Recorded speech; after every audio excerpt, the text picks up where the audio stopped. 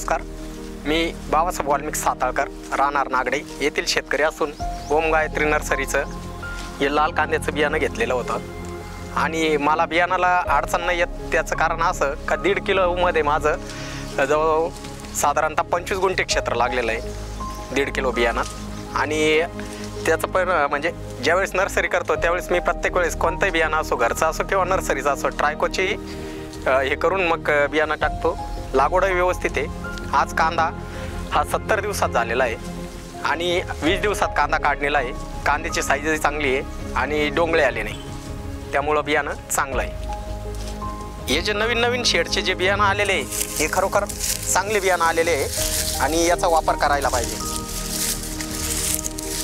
अजून कांद्याची म्हणजे माना पण जाड आहे आणि अजून पोसल कांदा आणि कांदा एक साईज होईल, चांगला कांदा होईल.